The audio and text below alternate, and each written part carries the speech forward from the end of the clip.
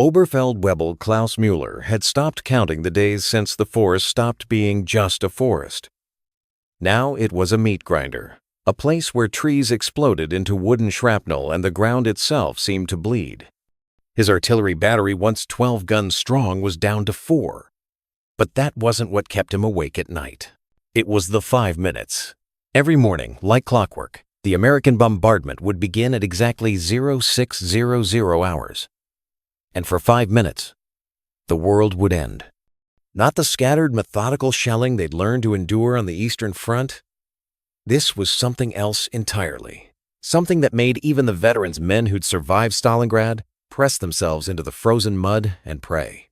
Klaus had calculated it once, during a moment of dark humor while sharing the last of his cigarettes with his loader, Hans. Based on the sound, the impact patterns, the sheer volume of explosions, the Americans were firing more shells in those 5 minutes than his entire regiment had been allocated for a month. "It's impossible," Hans had muttered, his fingers trembling as he lit the cigarette. The logistics alone. How do they move that much ammunition? How do they even produce it? Klaus had no answer, but he needed one, because his men were breaking. Yesterday, young Fischer, barely 19, had simply walked away from his gun during the bombardment. Walked straight into the forest, still wearing his helmet. His hands pressed over his ears. They'd found him 3 hours later, curled beneath a shattered oak, his eyes open but seeing nothing. The medic said it was shell shock, but Klaus knew the truth. It was the 5 minutes, the impossible, unrelenting, mechanical fury of it. That's when Klaus made his decision. Someone had to know. Someone had to understand what they were facing. And more importantly, someone had to find where the Americans were keeping all those shells and put an end to it. The opportunity came 2 days later. Herr Oberfeldwebel. Corporal Werner stumbled into the command dugout, his face pale with excitement and fear. "The Americans, there's been a breakthrough 3 kilometers south. Their supply column got separated. There's a depot. We intercepted radio chatter. It's barely guarded." Klaus felt his heart hammer against his ribs. A supply depot. This was it. How many guards? The patrol that spotted it says maybe 20 men, maybe less. They're trying to regroup with their main force. Klaus looked at his remaining crew, 8 men, exhausted, hungry, but still breathing, still capable of fighting. He thought about Fischer, about the 5 minutes, about the endless thunder that would come again tomorrow at dawn. "Get the men ready," he said quietly. "We're going hunting." The Americans had chosen their position poorly, a necessity of rapid advancement, Klaus realized. The depot sat in a small clearing, hastily camouflaged with netting, surrounded by frost-covered supply trucks. As his team crept through the darkening forest, Klaus counted the guards, 12 visible. They looked cold, nervous, clustered around a fire that was far too large for proper operational security. "They're scared," Werner whispered beside him. "They know they're exposed." Klaus nodded. The Americans were good soldiers, better equipped, better fed, better supplied than anyone he'd fought. But they were also green. This wasn't the Wehrmacht they'd be facing in these woods. These were men who'd been separated from their overwhelming firepower. And they knew it. "On my signal," Klaus breathed, checking his MP-41 final time. "Aim for the ones by the trucks first. We need to reach that depot." The firefight lasted less than 3 minutes. The German assault was sudden, precise, and desperate, 3 things the Americans weren't prepared for. When the shooting stopped, Klaus's men had lost one Schneider, shot through the throat, and the Americans had either fled into the woods or fallen. But it was what Klaus found inside the depot that made him forget about the battle, forget about the cold, forget even to breathe. "Mein Gott," Hans whispered beside him. The depot was small, just 3 large tents and several covered truck beds. But inside those tents were shells, stacked floor to ceiling, crate after crate, more ammunition than Klaus had seen in his entire military career, and not just quantity. Klaus pulled open a crate with shaking hands. Inside, each shell sat in its own protective compartment, gleaming and perfect. He lifted one out. It was lighter than the German equivalent, but somehow felt more solid, more precisely made. The metal was smoother, the assembly tighter. There were no rough edges, no imperfections, no signs of the desperate make-do manufacturing he'd seen in the Reich's factories. He opened another crate, and another. Artillery shells, mortar rounds, rifle ammunition boxes and boxes of it, each one pristine, each one marked with incomprehensible American production codes. Herr Oberfeld-Webel, Werner called from outside. "We found the manifest. You need to see this." The paper was damp and smudged, but readable. Klaus's eyes scanned the typed English text, his 3 years of pre-war English lessons coming back to him. Supply Depot 7 Charlie. Resupply interval, daily. Contents, artillery ammunition. His eyes stopped on a number, then moved to another, and another. "That can't be right," he said aloud. Werner looked over his shoulder. "What is it?" Klaus's finger traced the line again, doing the mathematics in his head, then redoing them because they couldn't possibly be correct. This depot, this tiny, hastily constructed way station, held more shells than his entire division had fired in the last 6 months, and according to the manifest, it was being resupplied daily. Daily. "How is this possible?" Hans breathed, now standing beside them. "Where does it all come from?" Klaus folded the manifest carefully and placed it inside his jacket. His hands were steady now, but his mind was racing. He walked back into the main tent, looking at the walls of ammunition with new understanding. Somewhere beyond the Atlantic, somewhere in America, there were factories. Factories that never stopped, never slowed, never ran out of steel or copper or brass. Factories that produced more in a day than the Reich could produce in a month. And these shells, these thousands of shells, sitting in this forgotten clearing in the Hürtgen forest, were just a rounding error, a drop in the ocean. Klaus finally understood the 5 minutes. This wasn't about superior tactics or better training. This was about raw, unstoppable industrial might. The Americans could afford to turn his positions into hell every morning, because to them, ammunition wasn't precious. It was disposable. "Herr Oberfeld-Webel?" Werner asked.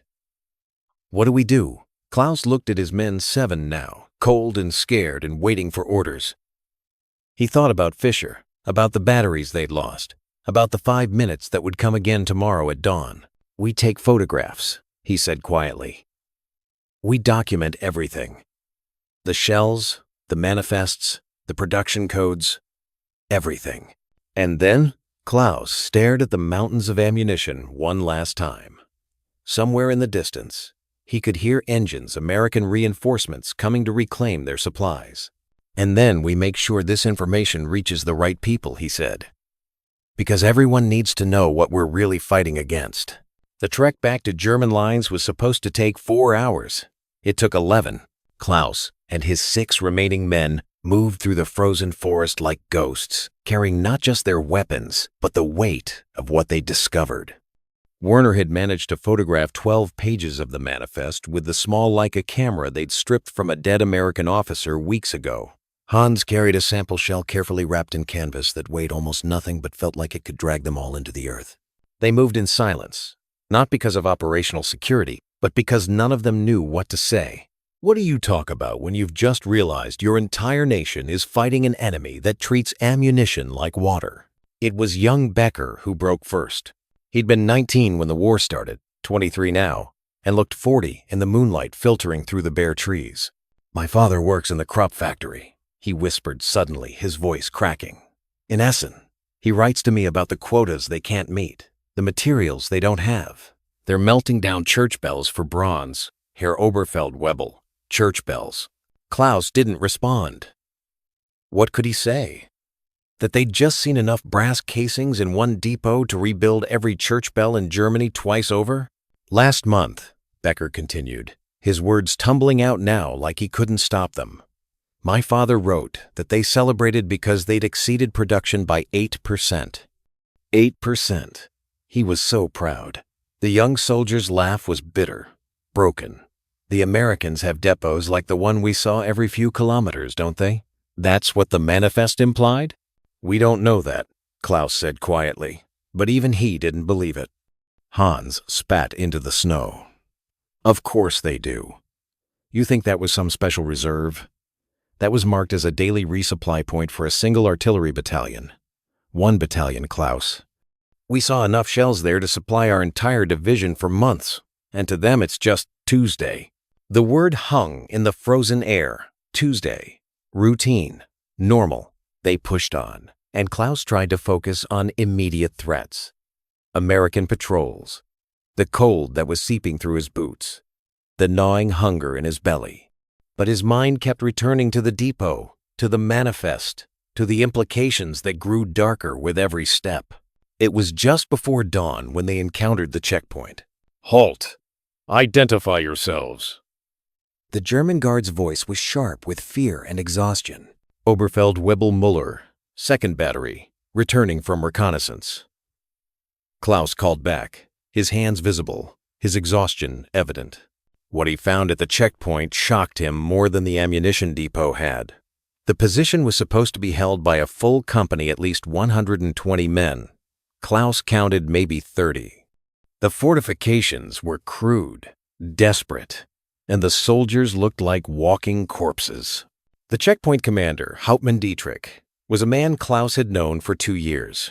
He'd been robust, confident, with the bearing of a professional soldier. Now his uniform hung loose on his frame, his eyes were sunken, and when he raised his hand to return Klaus's salute, it trembled. Müller, Dietrich said, and his voice was hollow. Good to see you made it back. We heard shooting. Thought you were all dead. Schneider is. The others. Klaus glanced at his men. We found something. Something you need to see. They huddled in what passed for Dietrich's command post, a reinforced dugout that smelled of unwashed bodies, damp earth, and despair. Klaus spread the photographs on a makeshift table, watching as Dietrich's expression shifted from confusion to disbelief to something worse. Resignation. This can't be real, Dietrich whispered, his finger tracing the production numbers on the manifest. These quantities. Klaus, if this is accurate, then we've already lost, Klaus finished. Not here. Not in this forest. We lost before the first shot was fired. Dietrich sat back heavily, his hand unconsciously moving to touch an iron cross pinned to his ragged uniform earned at Kursk, where he'd held a position against a Soviet armored assault for 18 hours. That medal meant something once. Now it seemed like a relic from a different world. I have to report this to division, Dietrich said finally.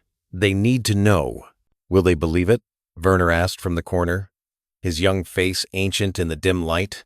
Dietrich looked at the photographs again, then at Klaus. I don't think belief matters anymore. I think some of them already know, or suspect. Why else would we be trading lives for meters of frozen ground? Then why keep fighting? Becker's question was barely audible. The silence that followed was crushing.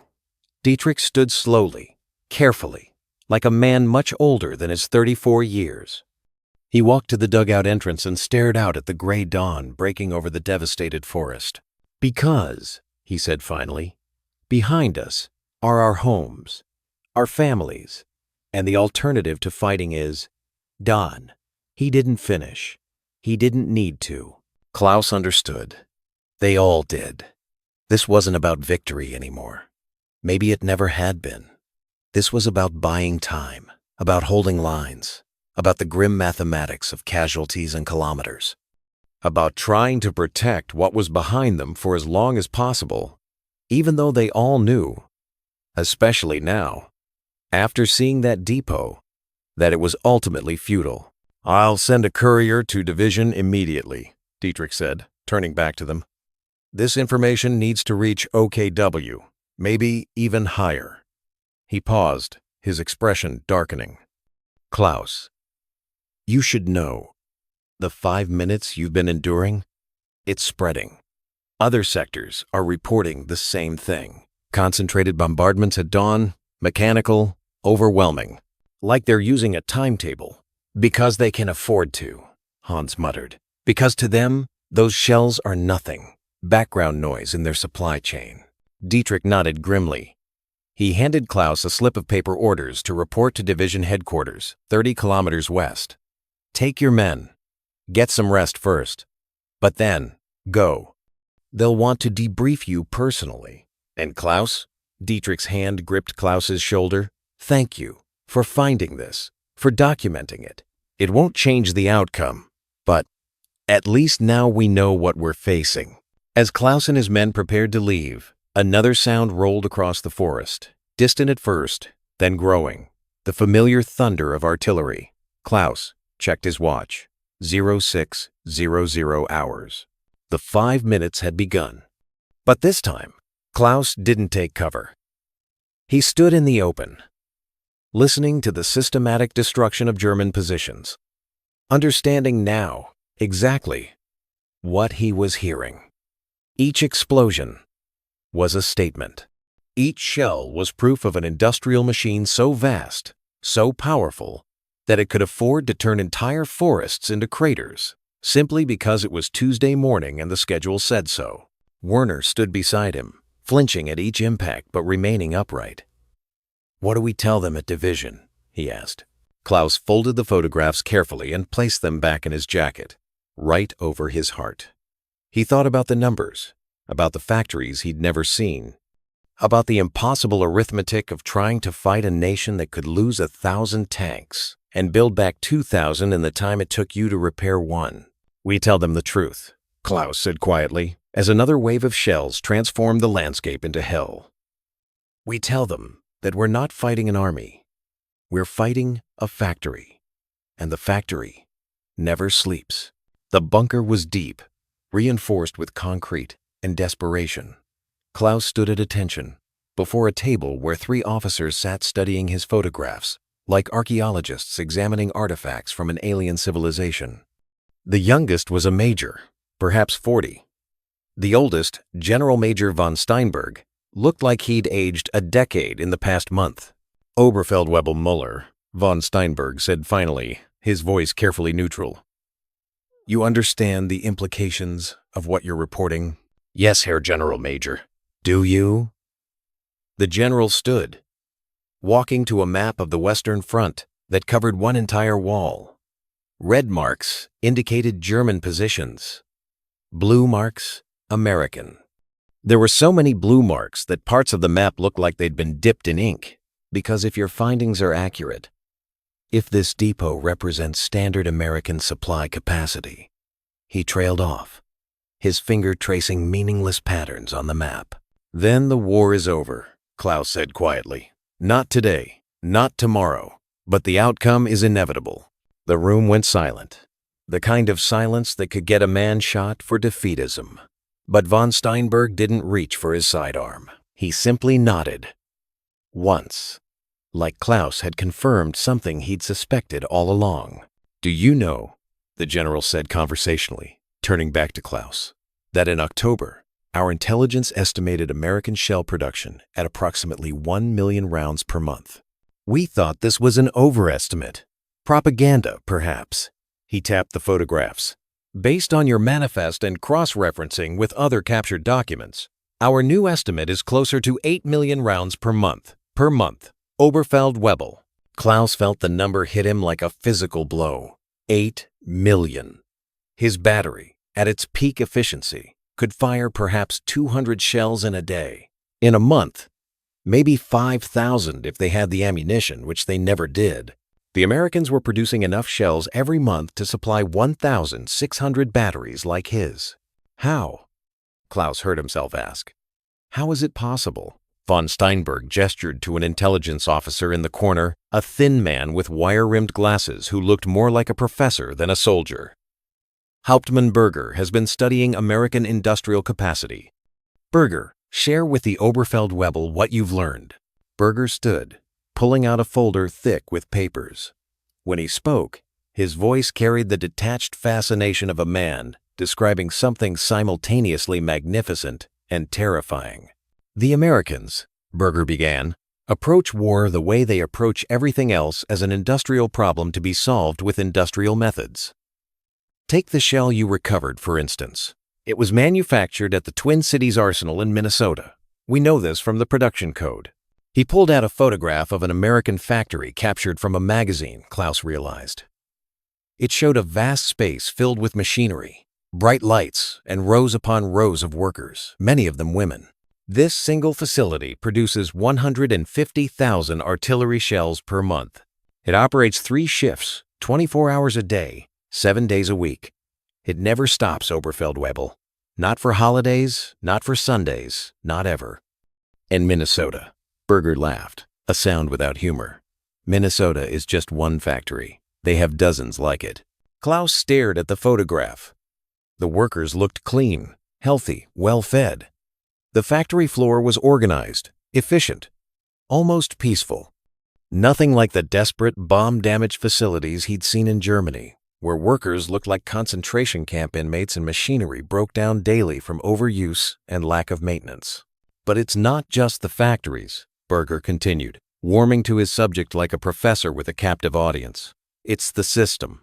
The Americans have something they call standardization. Every shell is identical. Every part is interchangeable.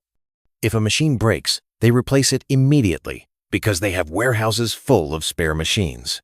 If a worker falls ill, another steps in because the work is so systematized that training takes days, not months. He pulled out another document. And then there's the raw materials. America produces more steel in a month than Germany produces in a year. More copper, more brass, more of everything. And none of their factories have been bombed, Oberfeldwebel, not one. They sit safely across an ocean we can't cross, churning out weapons faster than we can destroy them. There's something else, von Steinberg interjected. Something perhaps more disturbing. Show him the worker photograph. Berger produced another image. It showed a young woman, perhaps 25, standing beside a machine, smiling. She wore overalls and a bandana, and there was a riveting gun in her hands. Behind her, dozens of other women worked similar machines. Rosie the Riveter, Berger said. That's what they call them. While our women scramble to find food and shelter from the bombing, their women build bombers. While our factories run on slave labor that's starving and inefficient, their factories run on motivated citizens who believe in what they're building. They have songs about it. Oberfeldwebel. Popular songs on the radio, celebrating factory work. Klaus thought about his sister back in Hamburg. Last he'd heard living in a basement, rationing potato peels. He thought about Becker's father melting down church bells. He thought about the girl in the photograph, smiling, well-fed, proud of her work. They're not just outproducing us, Klaus said slowly, understanding dawning. They've turned their entire society into a weapons factory. Every citizen, every resource, every hour of every day, all directed toward one purpose. Exactly, von Steinberg said. And they're doing it without terror, without coercion, without the methods we've employed. They're doing it because they believe in it, which makes it sustainable, infinitely sustainable. The major, who'd been silent until now, finally spoke. There's more, Herr General Major. The latest intelligence from the East. Von Steinberg's face darkened. Tell him. The Soviets, the major said, meeting Klaus's eyes, are receiving American supplies through the Lend-Lease program. Trucks, tanks, aircraft, ammunition. Thousands of tons per month. The Americans are supplying both fronts, Oberfeldwebel, and barely straining their capacity. Klaus felt something break inside him. Not his courage, not his resolve, but something deeper. Hope, perhaps. The mathematical possibility of victory. He'd known the war was going badly, known they were losing, but this was different. This wasn't losing. This was being drowned in an ocean of industrial might so vast that resistance itself seemed absurd. Why are you telling me this? Klaus asked. Why not just file the report and send me back to my battery? Von Steinberg returned to his seat, suddenly looking every one of his 60 years. Because, Oberfeldwebel, you're going to Berlin. You're going to brief OKW personally. They need to hear this from a soldier who's lived through the 5 minutes, who's seen the depot with his own eyes. They need to understand that this isn't about tactics or strategy anymore. This is about mathematics, and the mathematics are impossible. They won't listen, Klaus said. They'll call it defeatism. Perhaps, von Steinberg agreed. But some of them, the rational ones, who haven't been consumed by ideology, they'll understand. And maybe, it will make a difference in how we proceed, he paused, choosing his words carefully, how we manage the end game. The end game.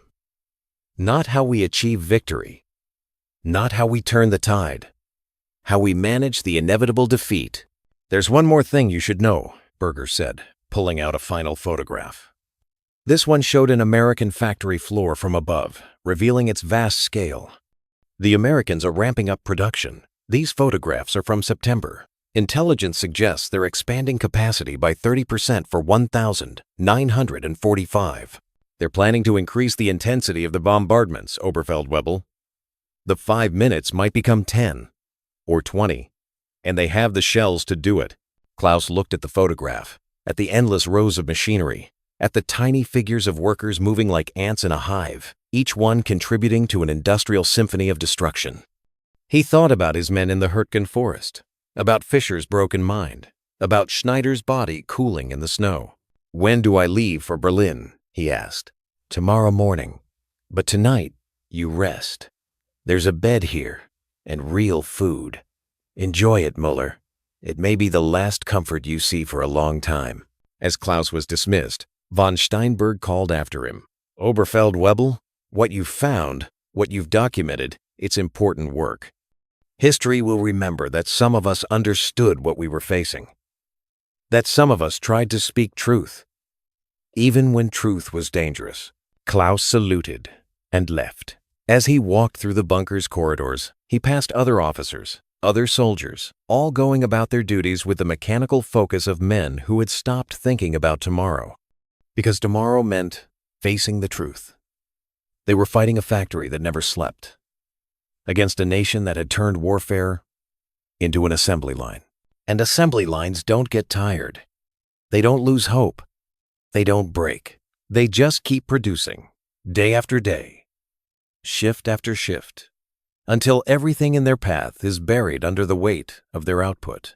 Klaus found his quarters a small room with an actual bed and sat down heavily. Through the concrete ceiling, muffled and distant, he could hear it. The 5 minutes had started somewhere on the front, right on schedule, like clockwork, like a factory whistle signaling the start of a shift. Because that's what it was, Klaus realized. Not a battle, not a war, a shift. And their shift was ending, while America's was just beginning. Berlin was dying. Klaus could see it from the staff car that transported him through the city's shattered streets. Buildings stood like broken teeth against the gray sky. Women and old men dug through rubble with their bare hands. Children, too thin, too quiet, watched the military vehicles pass with hollow eyes that had seen too much. This was the heart of the Reich, the capital of the 1,000-year empire, and it looked like it had maybe 1,000 days left. The OKW headquarters bunker was deep beneath the Bendler block, a labyrinth of concrete and desperation disguised as command efficiency. Klaus was led through corridors where officers moved with the hurried, furtive energy of men who knew they were losing but couldn't admit it out loud. The briefing room was smaller than he'd expected. Around the table sat 7 officers, ranging from Oberst to General Oberst. But it was the man at the head of the table who made Klaus's blood run cold not from fear, but from recognition. General Oberst Hans von Richter, one of the Reich's most decorated officers, a man who'd commanded armies on 3 fronts. And Klaus could see, in the deep lines of his face and the weariness in his eyes, that von Richter knew, he'd known for a long time. Oberfeldwebel Muller, von Richter said, his voice still carrying authority despite the exhaustion. Thank you for making the journey. Please, sit. We've read General Major von Steinberg's report and examined your photographs. Now, we need to hear it from you. What did you see in that depot? Klaus sat, acutely aware of his field-worn uniform among these crisp staff officers. He began speaking, describing the raid, the depot, the manifest. As he talked, he watched their faces. Some showed disbelief. Others showed calculation. A few, the dangerous ones, showed nothing at all. These numbers interrupted an Oberst, whom Klaus didn't recognize, his voice sharp with skepticism. "You're certain of them? This wasn't deliberate misinformation planted by the Americans?" "I saw the shells myself, Herr Oberst. Thousands of them. And the manifest matched the physical inventory. But how can we trust?" "Because," von Richter cut in quietly, "similar reports have been coming in from every sector. From France, from Italy, from commanders who have no contact with each other and no reason to coordinate false intelligence." He looked directly at the skeptical Oberst. "Because Hauptmann-Berger Division has cross-referenced American industrial publications from before the war, and the production figures match what Mueller found. And because," he paused, "because it explains everything we've been experiencing. The endless bombardments, the material superiority, the way they replace losses overnight while we take months." Another officer, an older General Lieutenant with Knight's Cross at his throat, leaned forward. "Oberfeldwebel, in your professional opinion, as an artilleryman, what would it take to counter their fire superiority?" Klaus almost laughed. "Almost. Herr General Lieutenant, to match their artillery capacity in just one sector, one American division, we would need to triple our current shell production and somehow transport it all to the front with a logistics system that doesn't exist. To actually counter them?" He shook his head. "We would need to outproduce American industry, which means we would need to have started building factories 10 years ago, and we would need those factories to be somewhere the Allied bombers can't reach. So it's impossible," the General Lieutenant said flatly. "It was always impossible, sir," Klaus replied, and the words hung in the air like a grenade with the pin pulled. The silence was deafening. Then von Richter spoke, and his voice carried the weight of a man stating facts he'd been forbidden to acknowledge. "Gentlemen, I'm going to say what we've all been thinking but haven't been allowed to voice. We lost this war the moment America entered it. Not because of their soldiers, though they're competent enough, but because of their factories. The Oberfeldwebel is correct.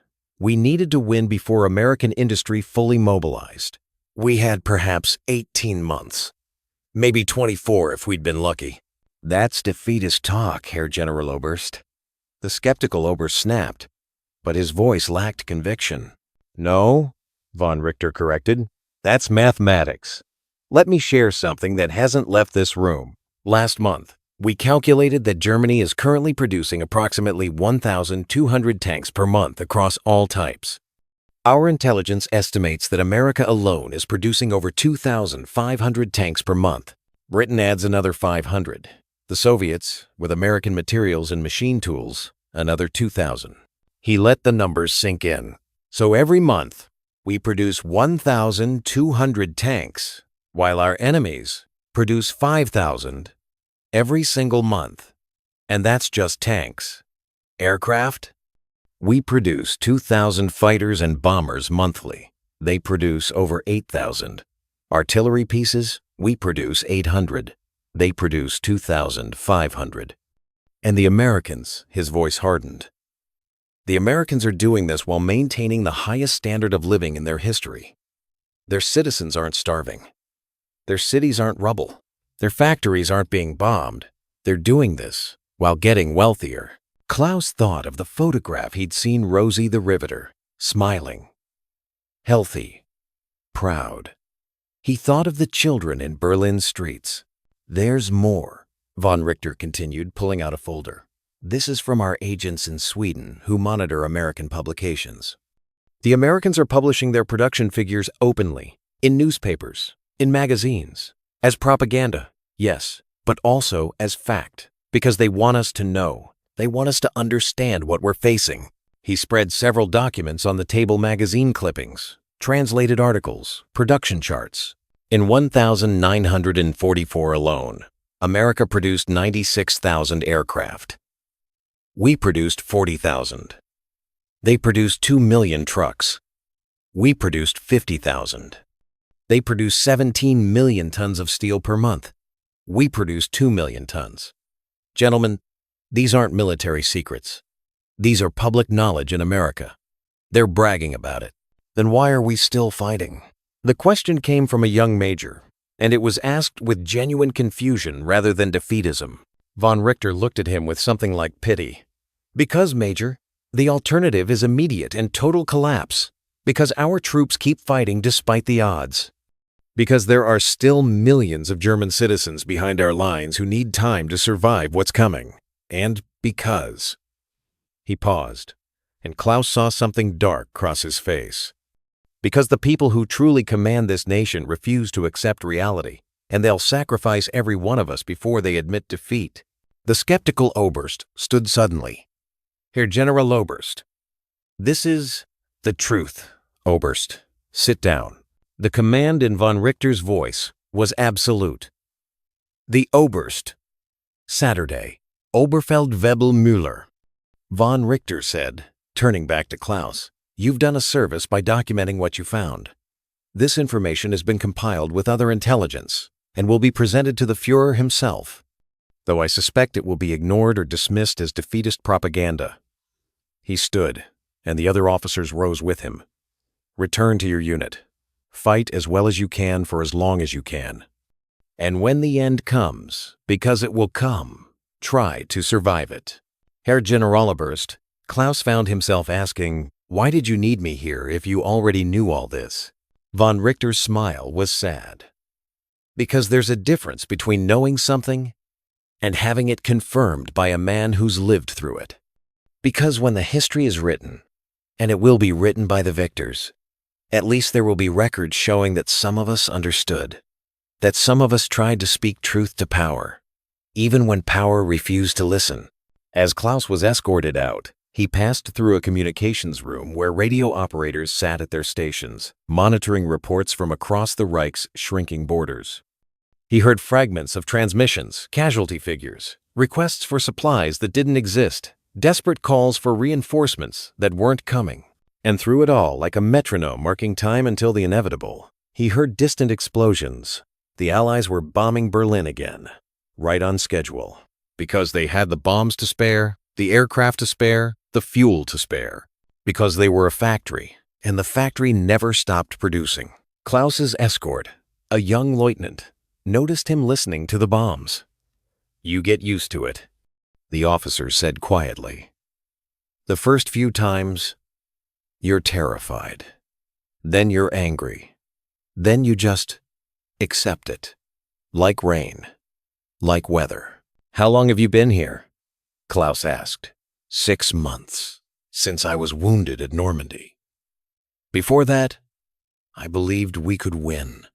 I believed in the newsreels, the speeches, the promises of wonder weapons that would turn the tide. He laughed bitterly. Then, I saw the beaches. Saw how many ships they had, how many men, how much equipment. Ships as far as the eye could see, Oberfeldwebel. Just endless. And I realized we were fighting the ocean itself.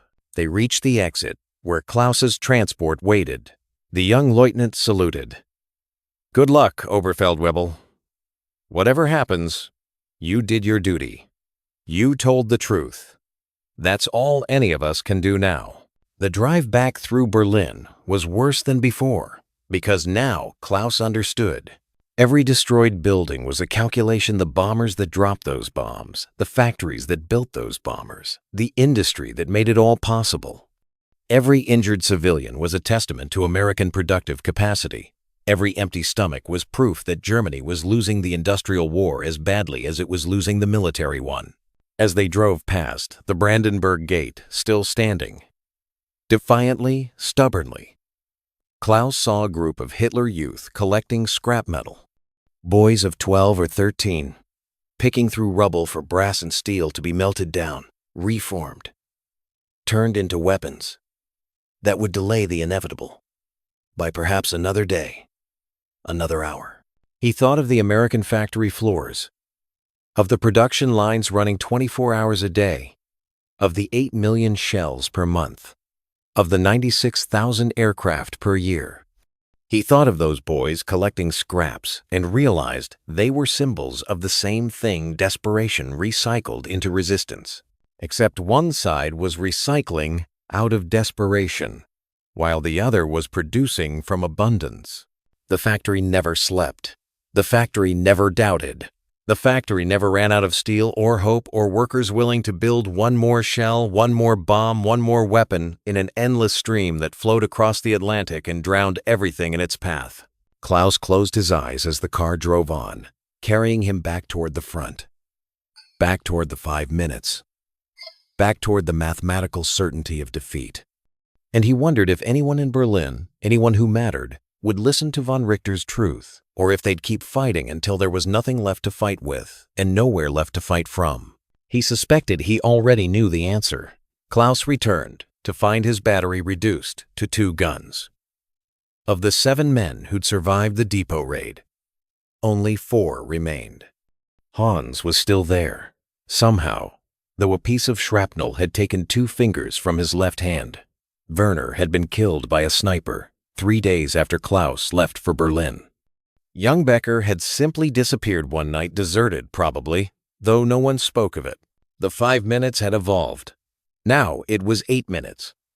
Soon, Klaus knew, it would be 10, then 15. The factory was ramping up production, just as Hauptmann-Berger had predicted. The schedule was expanding to match capacity. It was 0555 on a morning so cold that breath froze in the air before it could dissipate. Klaus sat in the dugout that served as his command post, a cup of ersatz coffee cooling in his hands.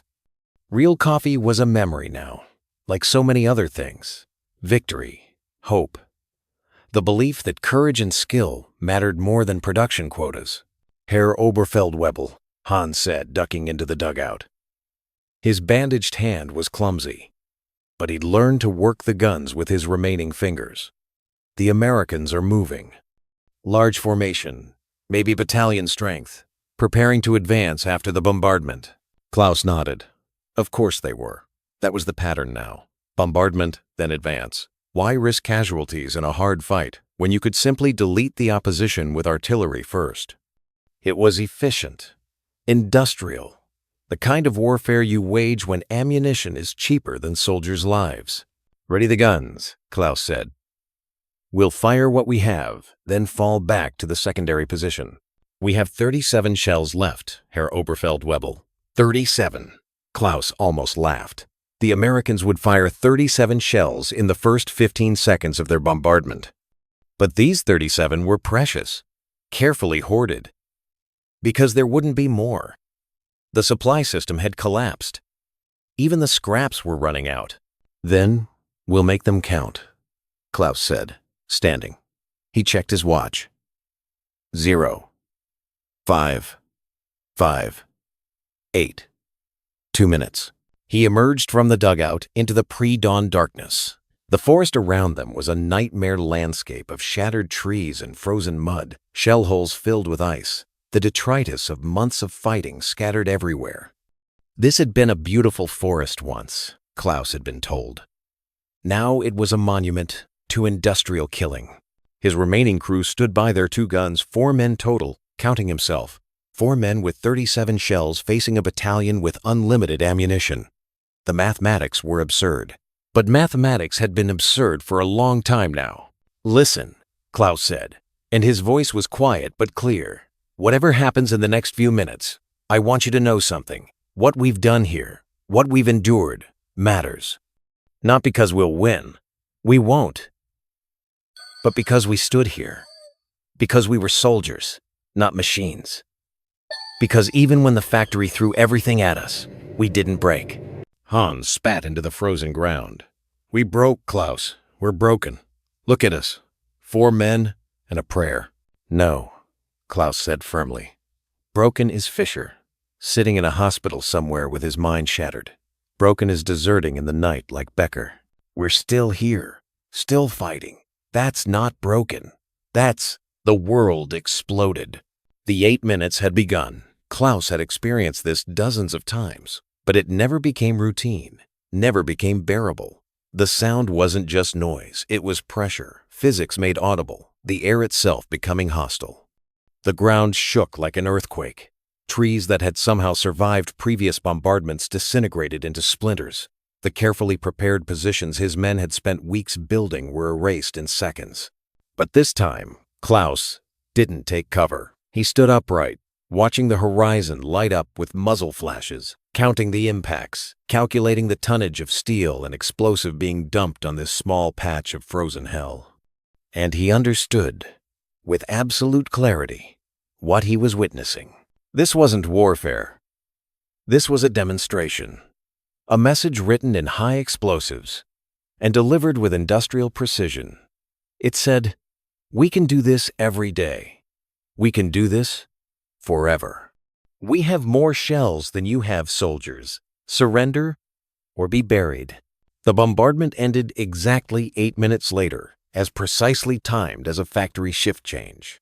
In the ringing silence that followed, Klaus could hear American engines, tanks, probably Shermans, dozens of them, advancing with infantry in support. They wouldn't even need to fight. They'd just roll over the cratered positions and keep moving, and behind them would come more supplies, more ammunition, more proof that this war was decided by blast furnaces and assembly lines, not by courage or skill. "Fire," Klaus ordered. His 2 guns barked, pathetically small sounds compared to what they'd just endured. 37 shells, carefully aimed, expertly placed. Klaus watched as some found targets as Sherman stopped, smoking. Infantry scattered. But it didn't matter. For every round he fired, the Americans had fired 1,000. For every tank he damaged, 10 more rolled forward. "Fall back," he ordered. "Now." As they abandoned their guns, no ammunition left anyway. Klaus took one last look at the position. This ground had cost dozens of German lives. They'd held it for 6 weeks. Now they were giving it up, because simple mathematics said they had to. Because you can't fight a factory with courage. The retreat was chaotic but practiced. They'd done this before, would do it again, each time falling back a little farther, buying a little more time, losing a few more men. The mathematics of attrition, played out in mud and blood. They reached the fallback position, another set of hastily dug holes 2 kilometers west, and Klaus finally allowed himself to collapse against the frozen earth. His hands were shaking, but not from cold, from exhaustion, from the accumulated weight of knowledge. Hans slumped beside him, cradling his wounded hand. "How much longer?" he asked quietly. Klaus pulled out the photographs he'd taken from the American depot. He'd carried them all the way to Berlin and back, through bombardments and retreats, keeping them close like a talisman. Or maybe like evidence for a trial that would never happen. "You want the truth?" Klaus asked. "I think we're past pretty lies." Klaus looked at the photographs, at the manifest showing daily resupply schedules, at the production codes indicating factories that never slept. He thought about von Richter's numbers, about the 96,000 aircraft and the 17 million tons of steel and the 8 million shells per month. 3 months, he said. Maybe 4. The Russians are coming from the east, the Americans and British from the west. They have more men, more tanks, more everything. And they're all fed by the same system, the factory that never stops. We can't win.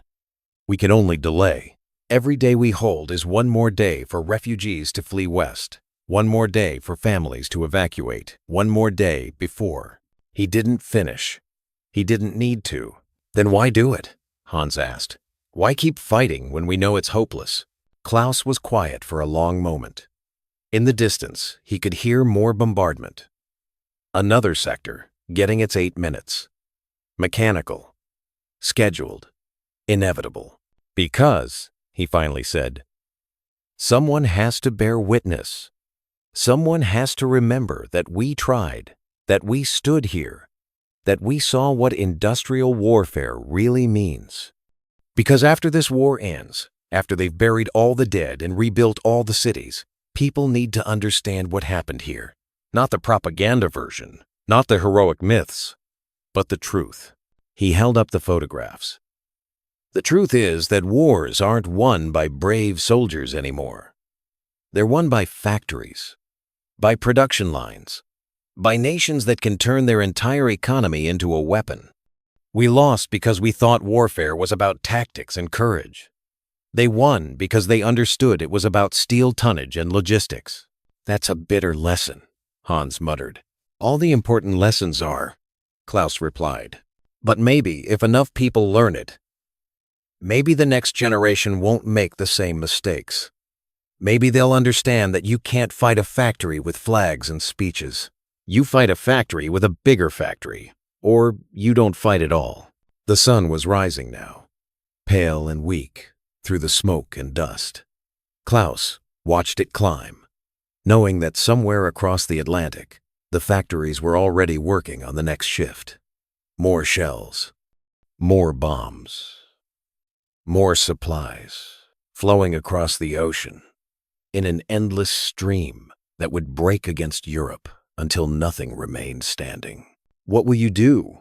Hans asked. After? If I survive? Klaus considered the question. I'll write it all down. Everything. The depot, the manifest, the briefing in Berlin, the numbers, the truth. I'll make sure someone knows what really happened here, that we weren't defeated by better soldiers. We were defeated by better mathematics. You think anyone will care? Klaus looked at the photographs one last time, then carefully placed them back inside his jacket, next to his heart. I don't know, but someone has to try. Someone has to remember that behind all those production numbers, behind the 8 million shells and the 96,000 aircraft, were people. German people who were ground to dust, yes, but also American people who built the machines that ground us. People who probably didn't think much about what their work meant, who just went to their factory jobs and did their shifts and went home to dinner, never realizing they were part of the largest killing machine in human history. Is that their fault? Hans asked. No, Klaus said slowly. That's what makes it so terrible. No one person is responsible. It's a system. A machine made of people and factories and resources, so large that no one can see the whole of it. The girl building shells in Minnesota isn't evil. The officer ordering the bombardment isn't evil. They're all just parts of the machine. And the machine doesn't care about courage or honor or any of the things we thought war was about. The machine just produces and produces and produces until everything in its path is destroyed. A runner stumbled into their position, breathing hard. Herr Oberfeldwebel, new orders from division. We're to hold this position for 24 hours, then retreat to— I know, Klaus interrupted. Fall back again. Buy more time. Fight the mathematics for one more day. The runner nodded and left. Klaus checked his watch. 2:06:30. In 23.5 hours, he'd give the order to retreat again.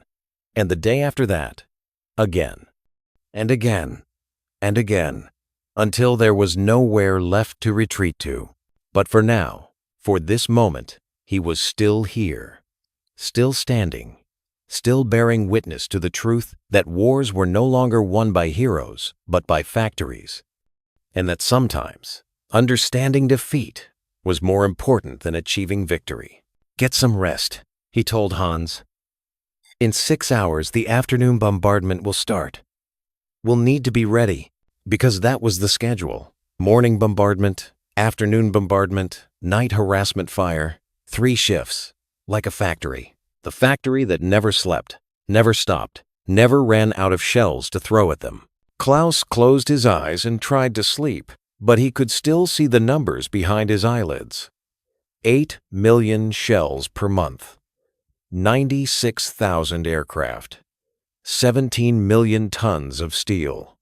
The mathematics of industrial warfare written in blood and steel and the broken bodies of men who'd thought courage was enough. It wasn't enough. It had never been enough, but they'd stood here anyway. And someone would remember. Someone had to. The factory never stopped. But neither would the truth.